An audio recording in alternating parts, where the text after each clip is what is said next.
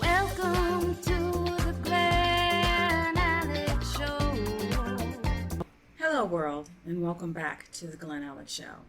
Hi, I'm Glen Alex, licensed clinical social worker, wealth counselor, top mentor on the Wisdom app, and author of Living in Total Health, the 2021 Indie Book Award winner for health and wellness.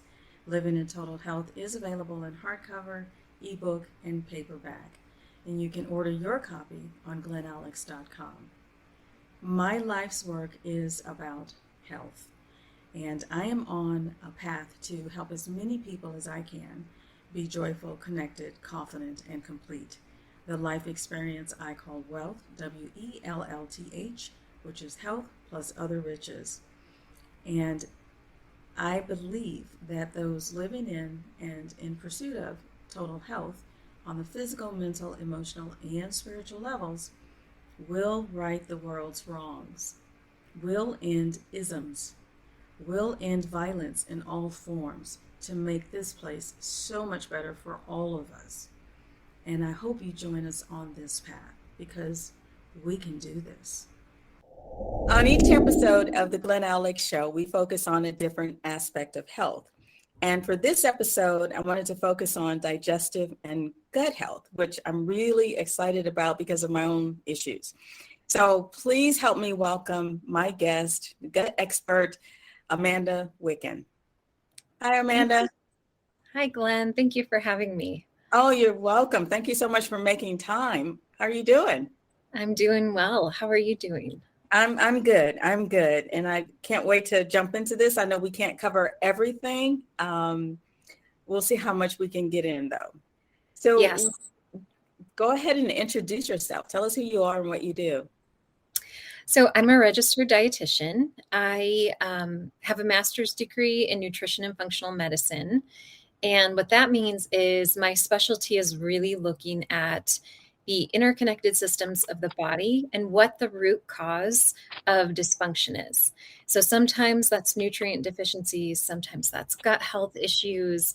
And my passion is all about helping people find their personalized path to wellness. That is right up my alley. I am not a proponent of one size fits all. So any of these programs and regimens that are targeted for the masses really bother me because we are individuals and we have individual biochemistry and lifestyle issues, etc. And is that what you mean by bio-individuality? I saw that on your website. Yeah. So, I think for all of us, our path to whatever we're passionate about is a result of our own journey. And I know, just Glenn, from what I know of you, that's certainly the case for you and for myself as well. And my journey kind of started with some GI issues. And at the time, I didn't realize it was a result of a deeper issue, but it led me down exploration of gut health. But even beyond that, it led me to functional medicine. It led me to nutrition. And it really helped me to understand that there's more to the story when it comes to health. And that's something I love about, your purpose, combining the mental, emotional, spiritual, those aspects are so important. And I think it also is the case with gut health and nutrition. You're looking at everything from nutritional imbalances, diet and lifestyle factors, even childhood traumas can influence gut health in the long term. I totally agree. Totally agree. And thank you for pointing out my approach to health it is not a one answer for anybody. Right. Yeah. So awesome. Now, just to give us an overview of why gut health is so important. Oh, that is a big question. I'll do my best. So gut health is kind of at the center or the root cause of everything.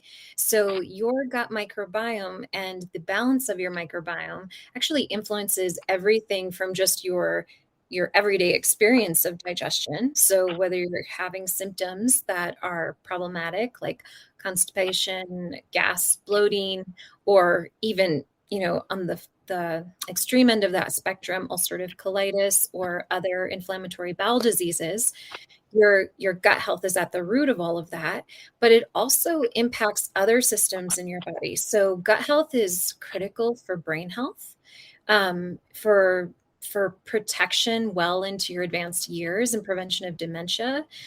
It's essential for emotional well-being. So 70% of our immune system is in our gut, and 90% of our serotonin is produced by our gut microbiome. So it has, far-reaching impacts. Yeah, sounds like. I actually did some research in preparation for you. I Wonderful.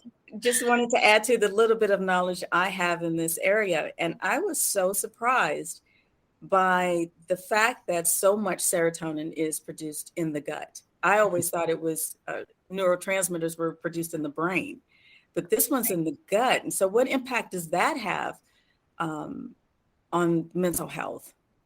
I mean, it's huge. So a lot of the anxiety and depression that people experience can be mitigated to some degree by improving their gut health.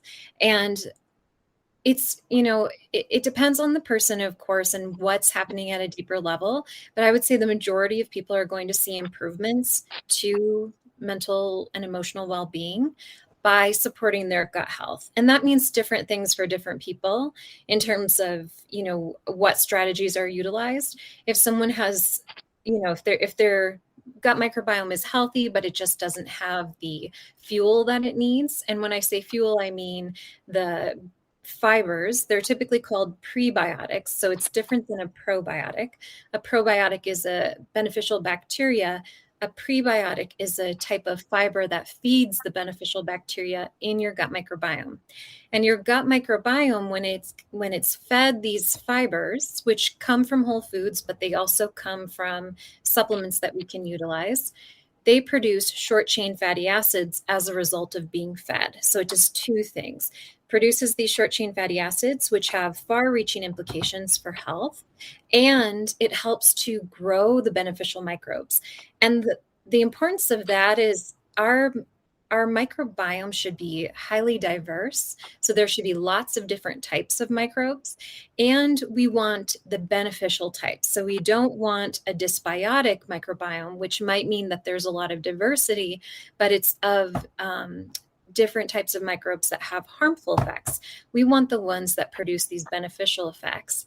And so by feeding them with fiber, you grow more of those beneficial microbes, and they crowd out the ones that have the harmful effects. Okay. That is a lot to digest, no pun intended. Okay, so I'm glad you clarified that between prebiotics and probiotics, because it had been my understanding that a prebiotic is a food substance that turns into a probiotic, but that's not what you just said, is it? Nope, that's not the case. It's fiber that feeds the probiotics. Exactly. Interesting. So when we use the word probiotic, what we're talking about is supplementing your microbiome with bacteria. So there are probiotics in the foods that we eat that are fermented. And I should say that are living still, because some of the foods that are fermented are then pasteurized and they lose the living microorganisms. Okay. But if you're eating kimchi or fermented sauerkraut that hasn't been pasteurized, you're introducing living bacteria and other organisms into your microbiome. And that's a probiotic. You can also take a probiotic in a pill form. And that's somewhat different than your gut microbiome. So when I was talking about the prebiotics feeding your gut microbiome, that's really important. And yes, they're technically a probiotic in your gut, I guess, because it's a living bacteria. However, a probiotic is truly you're ingesting a living organism that confers a benefit to your microbiome. And the importance here is that you cannot inoculate your gut with these living bacteria. So when you consume a probiotic, whether it's a fermented food or a pill, it will only remain in your microbiome for about 3 days max before it is excreted with your stool. And Okay. in those 3 days that you've consumed it, it's providing the host, you, with multiple benefits. Now, it's slightly different, right, than feeding your own microbiome, because you're more using the probiotics to confer a specific benefit. Would you like me to get into some of what those are? Sure. I just have one question before I lose Sure. it. Yeah. So when you were talking about the sauerkraut and the kimchi, the fermented foods that are or are not pasteurized, would the Mhm. food label actually say if it were pasteurized or not? That's such a good question. It will say that. And the easy way to determine that is really just, it can be as simple as this. If it's in a can on a shelf that is not refrigerated, you know it's been pasteurized. Okay. If it's in the refrigerator section, it's living. And that goes for kombucha, that goes for pickles, kimchi, sauerkraut, kefir. Those are all refrigerated typically. And well, some are, some aren't. But if it's in the refrigerator section, you know it's living. Okay. That's a really good, simple way to make that differentiation. Yes. Okay. Well, thank you for that.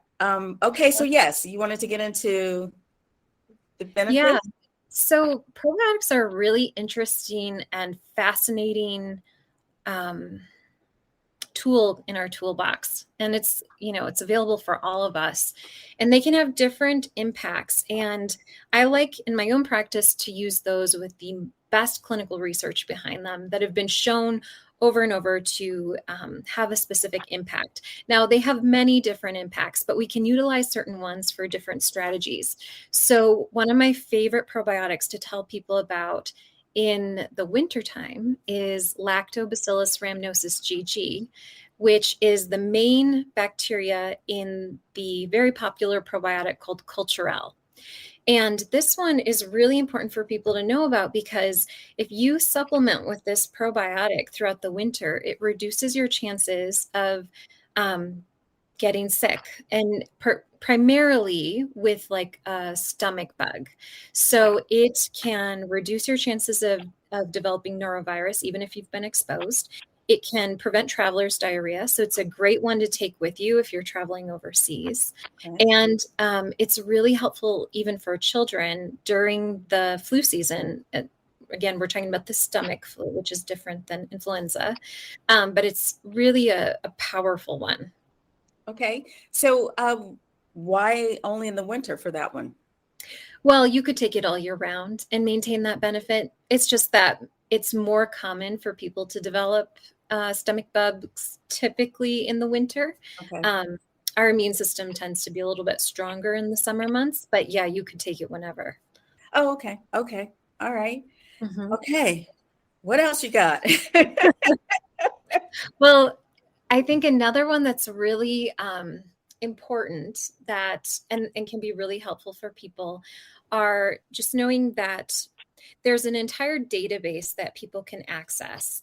And basically, this database has been created to allow people to see what probiotics have shown clinical efficacy for what condition.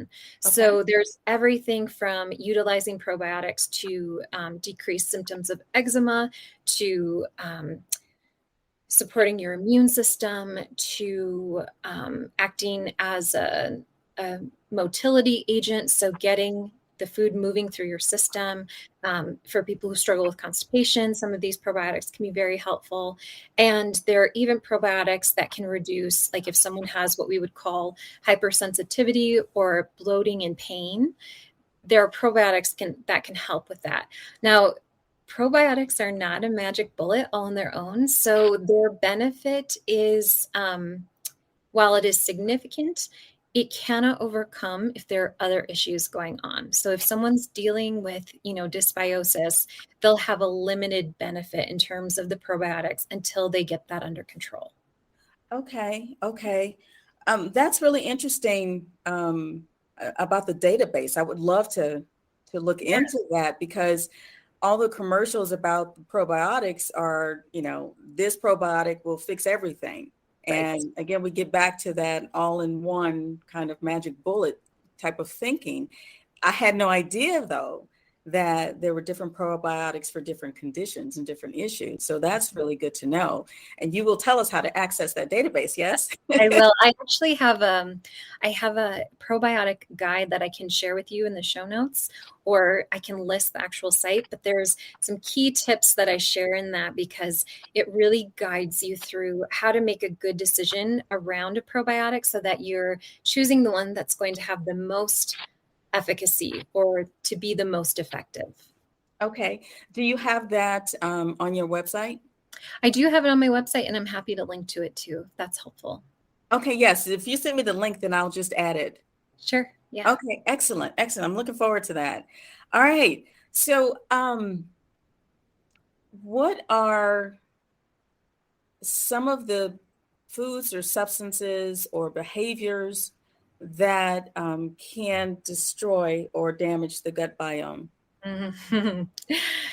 So that's another really good question and also very broad. But I would say okay. So in when we think about the gut and issues people have with the gut, there's sort of two camps that people fall into. They're likely either experiencing irritable bowel syndrome or they're experiencing irritable bowel disease. And those are two distinctly different things. Okay. So, irritable bowel disease is an inflammatory bowel disease, such as ulcerative colitis or um, like Is diverticulitis one of them? diverticulitis. Thank you. Okay. I was trying to think of the word.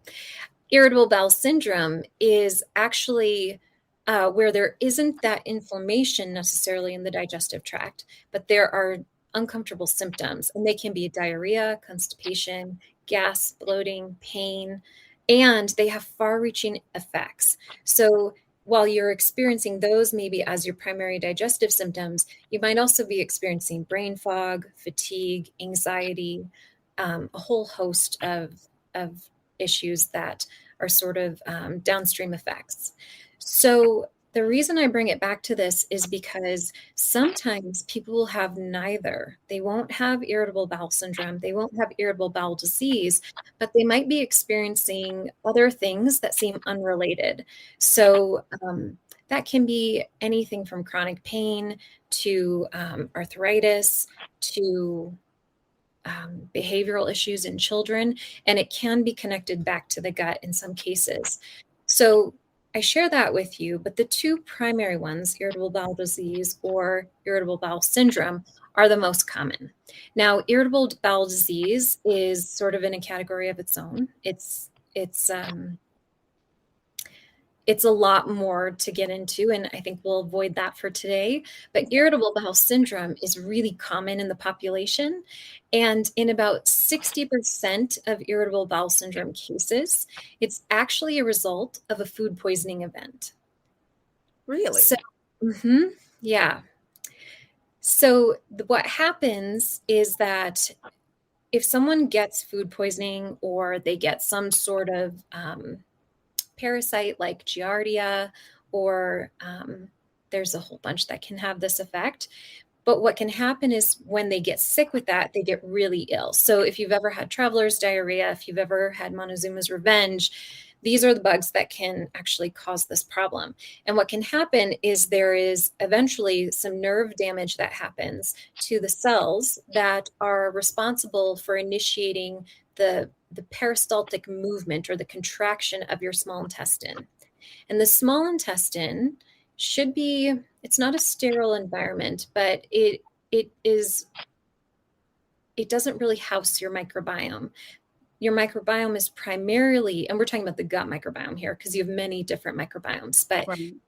the large intestine is where your microbiome typically, well, it is where it is housed. However, you can get this bacterial overgrowth in your small intestine as a result of these nerve cells no longer firing properly, and you get reduced motility, meaning there's less of that peristaltic movement those contractions that are moving food through your small intestine.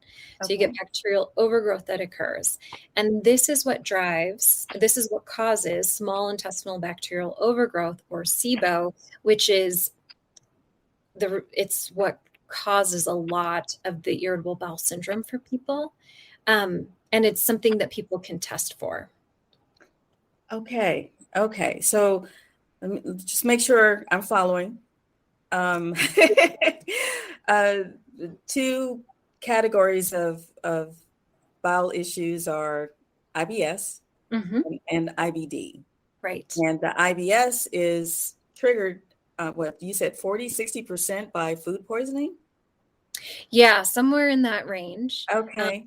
So it's a significant contributor to the development of IBS. The Okay. other contributors are things like celiac disease and um, food sensitivities, but those can sometimes occur as a result of food poisoning. Okay. So given all of these variables in Mm-hmm. gut health, how do you work with individuals specifically to tease out what their issue is, and what your treatment plan will be for them? So it goes back to trying to figure out what that root cause is always. So if someone comes to me and they, for example, are saying, I have a lot of problems with constipation, I'm really bloated, I have a ton of brain fog, those are some pretty typical signs that they're probably dealing with SIBO, small intestinal bacterial overgrowth.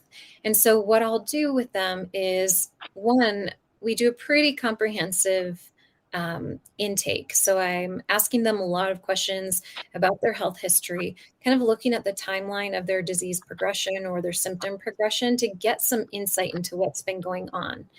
And then, if it seems appropriate, I may order for them something called a hydrogen methane 3-hour breath test, where we can actually see the rise in gases that would indicate that they have something like SIBO. So that is one of the tools that's used to kind of help us understand. And then from there, we can determine what kind of approach they want to take if they do have SIBO. Lots of gastroenterologists and physicians will use a certain type of antibiotic called rifaximin. The challenge with rifaximin is, one, it's extremely expensive. So if their insurance doesn't cover it, it can cost up to $1,000 per dosage, or not dosage, but Wow. prescription. Yeah.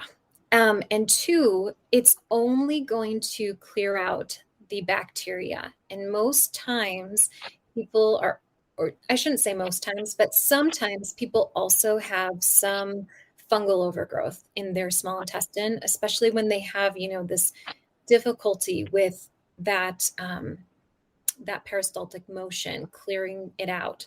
And so in those people, if you give them an antibiotic like that, which it is a fantastic antibiotic in that it isn't systemic, so it's primarily going to stay within the small intestine. So that's good. However, when you give someone that antibiotic, and if they do have some issues with small intestinal fungal overgrowth, I've seen very frequently that those people will then overgrow yeast and whatever, like if they have candida or whatever, it can overgrow. So that can sometimes induce an imbalance or worsen an imbalance. And in those people, they're going to see more bloating, sometimes more issues with constipation actually can occur. So the other thing that people can do is they can utilize some natural antimicrobials that are more selective. And this is where I think people don't know that they have that option. And I didn't know that I had that option when I was diagnosed with SIBO, and I was given rifaximin, and it didn't help me get better. And I was doing the low FODMAP diet and all of these things that are supposed to, supposedly help you get better. And that diet is really restrictive. Are you familiar with that diet, Glenn? Do you know what I'm talking about? Yeah, I've seen the charts, and I've actually had a registered dietitian go over it with me because of my issues. But tell us, what are some of the natural antimicrobials? So those are typically going to be ones that contain there's some very specific brands that you'd want to utilize, and I'm afraid to state them online like this in No, this no, setting. that's totally okay for you I not can to say I it. can tell you what some of the agents are, just because I don't want people self-treating, because we could get into some legal No, liability. yeah, we definitely don't want that. Just what some of the helpful Yeah. elements are. So here's what I would say. It's really important to work with somebody who's trained in this, who, and whenever I tell somebody, when I give them advice about finding a practitioner, I encourage them to find someone who's had it. Because when you've been through something, you have a level of nuance and understanding that someone who might have been trained in it but's never experienced it doesn't necessarily have. And in my case, having gone down this traditional route that totally failed for me, and wondering if I didn't do it correctly, wondering if, I didn't follow the FODMAP diet strictly enough, which, by the way, that diet is pretty problematic because it's not presented to the public as a short-term solution, which it's not a solution. It's meant to be a short-term diet to decrease your symptoms, because when you have bacterial overgrowth in your small intestine and you consume those foods, they tend to have a lot of fiber in them. And it's the fiber that gets fermented by the bacteria that's in the wrong place. Remember, that bacteria should be in your large intestine. Now it's taking up residence in your small intestine. And when it ferments those fibers, you get symptoms: gas, bloating, constipation, or diarrhea, depending on the type of overgrowth you have. And so when someone says, here, go on a low FODMAP diet, it's meant to just reduce symptoms while you're treating. It's not meant to be a long-term solution. Okay. If you stay on that diet long-term, you actually will harm your microbiome because you're starving it of some of these really important fermentable fibers. Okay. I'm really glad you said that, because everything I've read about FODMAPs is it's long term. No. And you're right, it's very restrictive. And I looked at it, I'm like, oh, well, my diet is already strict enough. We're going Right. to take more away forever. That's not helpful to me. So I'm glad you said that, because it is misleading, the information that's out there. And so, Glenn, you just said something that I think is really important. You said that your diet's already restricted. And so that makes me wonder, are you dealing with food sensitivities? I have food allergies. I have Mhm. food sensitivities. I self-diagnosed myself with IBS about 20 years ago. And then in 2017, I was diagnosed with diverticulitis. Yeah. So I minimize things that my body reacts to. So this is really important, and I'm so glad you shared that with me, and thank you for sharing that with me. And the thing to know about this is, if you have long-term IBS, it can result in more inflammation that can lead to IBD. Sometimes people develop IBD without IBS, but what I want to share about that is, often there's like a cascade or a series of events that occur. And food allergies and food sensitivities, which are distinctly different, as you well know, also can happen as a result of what's called intestinal permeability. And the SIBO that we've been talking about can actually lead, and does lead, to this intestinal permeability. And then what happens is people become more and more reactive to the foods that they're eating, and they'll try to eliminate some and they'll get relief, but then they keep finding that they're eliminating more and more foods. That's not always the case, but it is commonly the case, and it was for me as well. Okay. So when you say permeability, you mean that substances are going through the colon wall that shouldn't be? Almost. Okay. Very, very good guess. So the small intestine is where most of the nutrient absorption happens. So, when we think about the small intestine and the large intestine, they kind of have very different functions. So the small intestine has these finger-like projections that line the interior of the small intestine. And the purpose of these is to increase the surface area of the small intestine so that you're able to absorb more nutrients. And if you were to spread them out, it would actually be the surface area of a tennis court. So it's kind Wow. of incredible. Okay. Um, when you have SIBO, small intestinal bacterial overgrowth, it can cause what's called intestinal permeability. And what that is between the cells of the lining of the intestines, you have these junctions. And this is where nutrient absorption happens. So um, nutrients might be absorbed via what's called passive diffusion. So these junctions might loosen slightly to allow the broken down food particle to enter your bloodstream, or facilitated diffusion, where that food particle, once it's broken down, fits into a receptor and it's pulled across that cell wall into your bloodstream. And so with intestinal permeability, what happens is you start to get too much loosening of these tight junctions, Okay. and food particles that haven't been properly broken down yet, and bacteria and other things are able to enter your bloodstream. And when that happens, your immune system may tag it as a foreign invader. And so then you start to mount different immune responses to it. In the case of a true food allergy, like you did mention you've experienced, that's called an IgE mediated reaction. And those reactions are characterized by, they're also on a spectrum. On the milder end, you might have like flushing or hives. On the more severe end, you may have something like anaphylaxis. And then with a food sensitivity, that's a different pathway. So while they can both occur as a result of intestinal permeability, a food sensitivity is more of an inflammatory immune response. So there are certain mediators that are released by your white blood cells that can drive inflammation.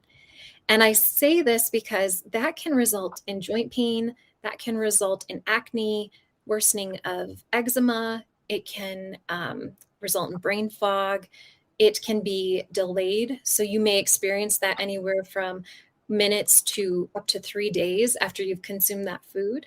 Mhm. So they're a little different than a food allergy. Yes, yes. And what drives me crazy is people think that food allergies and food intolerances or sensitivities are the same. I'm like, no, they're not. Right. Yes. They're not. And the good thing is that we can actually reverse a lot of the food sensitivities by sealing up that leaky gut. So clearing the overgrowth, sealing up that intestinal permeability. And there's some really important tools we have at our disposal, like glutamine, marshmallows, slippery elm. All those are great for healing that lining. And then giving your immune system a break. So we might remove those foods for a period of 6 weeks if it's less reactive food, or up to 3 months for people who have a really strong response. And remember, this isn't an allergy, this is a sensitivity. We're talking about an allergy, you would need immunotherapy, and that's a whole different ballgame.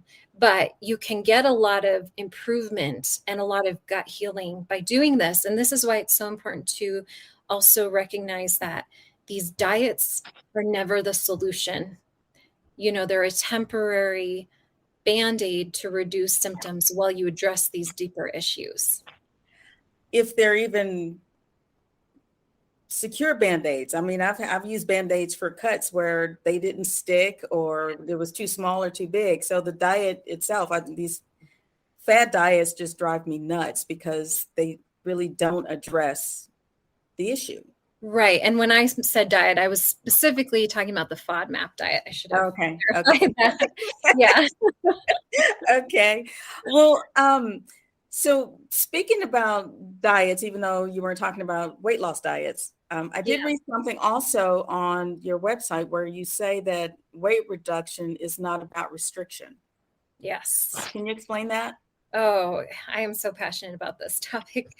Women have been so misled on weight loss for, I don't know how long, probably hundreds of years, but diet culture is so toxic and so ubiquitous in our culture.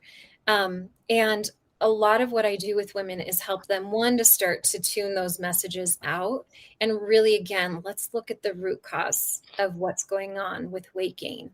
And a lot of what drives weight gain today it has more to do with sort of gut health inflammation and our exposure to toxic chemicals that end up causing these hormonal imbalances.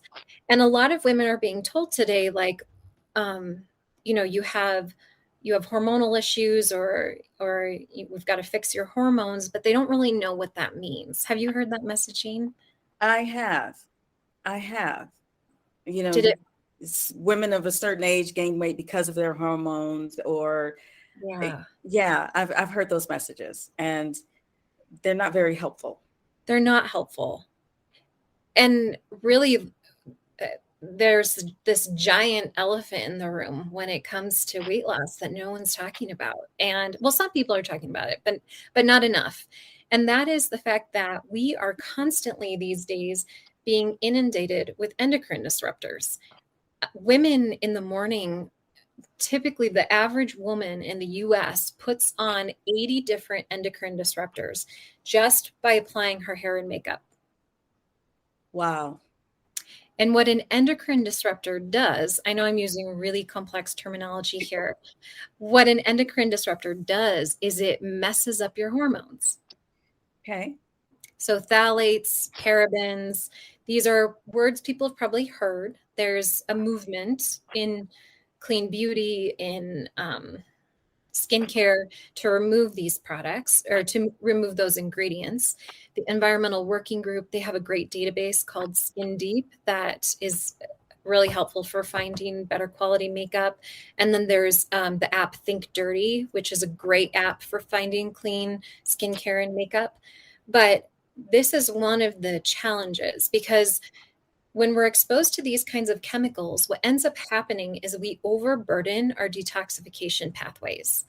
And I'm sorry all of this is so complex, but I'm doing my best to break it down in a way that's understandable. So when we really want to look for root cause, it is complex, right? Because we, again, are looking at how these systems in our bodies work. And we're really trying to assess what's going on in this individual. So for all of us, these are important considerations. And if we think about how many chemicals we're exposed to on a daily basis today in comparison to 1970, Oh, it it's way is more. it is unbelievable. It is off the charts. And that increase in chemicals very much correlates with the increase in diabetes, weight gain, um, metabolic disorders, thyroid issues. And there's a reason for that. Okay. It's because the chemicals we're being exposed to actually will bind to some of the receptor sites that our hormones should be binding to. And so they're acting as what are called a xenoestrogen in some cases, or a xenobiotic. And what that means is it's basically this chemical is blocking your hormones from being able to fit into the receptor site and help you have hormonal balance. Okay. Okay. Did that make sense? Yes, it makes total sense to me. And yes, you're using a lot of words that I might need a dictionary for later, but it's all good. It's all good. And I did have Dr. Lindsay Elmore on last year, and she said that if your doctor is telling you that calories in versus calories out equals weight loss and you're not losing weight, then they're wrong, because that indicates an inflammation problem. Absolutely. Okay. Okay. So it is all connected, isn't it? It is. And it's even more complex than just simply inflammation. So when we're talking about gut health and how it impacts weight loss, gut health can contribute to inflammation, especially if you have intestinal permeability, what like we were discussing, which can drive weight gain, and it can drive weight loss resistance, meaning like you can diet all you want and you're having a really hard time losing weight, or you might diet, and this is, I don't recommend this, but you might lose some weight and then you regain it all plus some. Mm-hmm. So usually those people are definitely dealing with some sort of inflammatory component. There's kind of three different pillars when we think about weight gain. One is inflammation, and that definitely goes back to gut health. Two is your body's detox pathways and the level of chemical exposure you're experiencing. And so some simple things there are, filter your water, get a good quality water filtration system. Make sure that you're using clean beauty products. Try to reduce your exposure to endocrine disruptors like fragrance, especially those air fresheners people have. Okay. Those are another major endocrine disruptor. So that's another pillar. So we want to avoid our exposure to these chemical pollutants, and we want to support our body's detox pathways. And what I mean by that is making sure that you're not deficient in the nutrients that support detox, and making sure you're eliminating every day. So you're having a daily poop. You must be having a daily poop to lose weight. So Okay. it's critical. Yeah, we had to go there, people. Okay, that's very fascinating stuff. One other thing I do want to cover with you is people with IBS or IBD. One of the leading treatments that I've read is stress reduction. Yeah. Can you kind of explain to people how being more relaxed, eliminating those stress triggers can really help your gut, your digestion, your overall health? Yeah. I'm really passionate about this as well. And I'm so glad you brought it up, Glenn, because it's such an important topic, which I'm sure, in your career field, I'm sure this is something you talk about with people a lot. Yes. So to bring it back to that gut health connection, when we're stressed, we move out of our body's parasympathetic response, which is when we're in rest and digest. And we move into that fight or flight or freeze, that more sympathetic response. And when we're in that response, our cortisol increases, and cortisol is a stress hormone.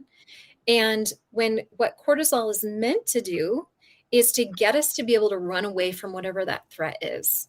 So in today's modern world, our body doesn't know the difference between reading a stressful email and being chased by a tiger. I know the difference. Mentally, we might know the difference. Physically, not so much. And so what happens is our body shuts down digestion, and it gets us ready to fight or flee or freeze. And so you might notice for yourself, what is your response in stressful situations? Do you get more activated? Are you like on and like doing a million tasks?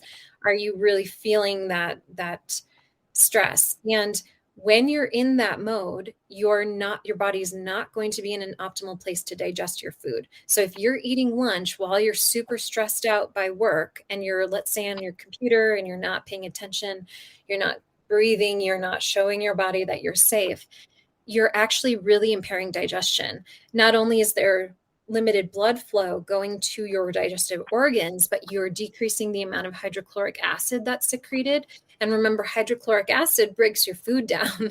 So there's so many things that are impacted by staying in that high stress state. And there are a lot of really helpful ways that we can kind of close that stress loop, or tell your body it's safe, and move you back into that parasympathetic rest and digest. And I'm sure you are an expert on this far more than I am. But that's one of those reasons that stress really affects digestion and gut health. Yeah, well, thank you for that explanation, because it makes a lot of sense to me. And I just don't think that people understand how it works with being overly stressed and having these digestive and gut issues. So your explanation was pretty clear. So hopefully people will take this information and implement some more stress reduction. Now, you are a certified lifestyle eating and performance therapist. So does that mean that you will take in all of these different components and work with that individual in front of you so they can live and be better? Yes. Yeah. So I like to tell people, I think about health as a pyramid. And on the bottom, that makes up the majority of the change, it's going to be these lifestyle factors. So getting enough sleep, managing stress, eating properly. And when I say eating properly, I'm not talking about dieting. I'm talking about, do you have nutrient deficiencies? Are you breaking your food down properly? Are you getting the right balance of the nutrients that you need in your body? Enough protein, enough carbs, enough fat? Because, there's been every diet under the sun over the last 50 years telling women to cut out all kinds of food groups. That is not helpful and is not effective, and really just messes up their relationship with food, confuses them, makes them feel like they don't have agency, like they don't have the self-efficacy they need to create change and to be healthy. And it robs people of joy and pleasure, which are critical to a good, healthy life, a good, healthy relationship with food, like demonizing all these foods that are actually good for us, including chocolate. We need variety, we need pleasure. And so my point is just that this base of the pyramid is really helping people sort of regain connection with their bodies, helping them feel empowered in their health, empowered in their lifestyle choices, and really feel good, like in every way. And then the next layer of that pyramid, so if you move up one section, would be, addressing some of these underlying issues, like if you have SIBO, correcting that. And then at the top of the pyramid are these really like smaller things like supplements, antimicrobial agents that we might utilize, probiotics, prebiotics. None of them are going to work on their own if we're not incorporating the entire pyramid. But they can be really effective and kind of get you over that hump that you've maybe encountered in your own health. Okay. It's all about interconnectedness and wholeness is what it sounds like. Addressing the whole person and not just, a pound here and there. So I love that. I love that. Do you have any programs or classes for people? I know you work with individuals, but do you have anything else that you offer? Yeah, so I do have a 12-week weight loss program that I bring people through. That can be done one-to-one. I sometimes offer it as a group format, sometimes because I've taught weight loss for over a decade, and that group learning experience can be helpful sometimes. And I think weight loss is one of those times where it can be. You still need some of that personalized approach in terms of like, what are your unique driving factors? So if someone's dealing with inflammation or gut health, we've got to address that. That can't be done in a group setting. Okay. But this lifestyle, that base of the pyramid, that can be done in a group setting. Okay. And a group setting can provide camaraderie and support in a way that sometimes is lacking in just an individual one-on-one. So I think they marry nicely together. And then I do a lot of one-to-one work with people in more of a, like, let's really figure out what the root cause is here and address it. And that's more of again, sort of a step-by-step process, but one that's very much tailored to the individual. And right away, like, let's figure out what's going on. Okay, fantastic. So how can someone get in touch with you if they have questions, if they want to work with you? So my website is probably the best way to reach me. There's it'll take you to different options. You can apply for coaching. You can set up a discovery call with me if you want to talk about what working together would look like. So everything's basically on my website in order to connect. Okay, and what is the name of that download that you mentioned earlier? So it's called the Ultimate Probiotic Guide. And I created that. It has the links to the database that I was talking about. Okay. And it also explains some key points about picking a probiotic that are really important. Okay, fantastic. So this has been a fascinating discussion. I have learned some things. I was actually taking notes while you were speaking. So I am going to follow up on the new information for sure, because it's an ongoing process. It's just learning what works and what doesn't work for me, and on any given day or any given emotional state.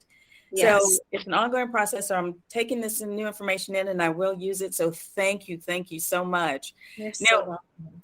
in what nugget, what I know gut health is a huge topic.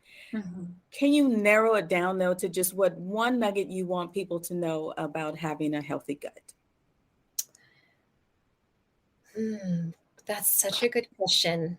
I think the one nugget that I would like to share is no matter how long you've been struggling or how difficult it has been for you, achieving a healthy digestive tract is possible.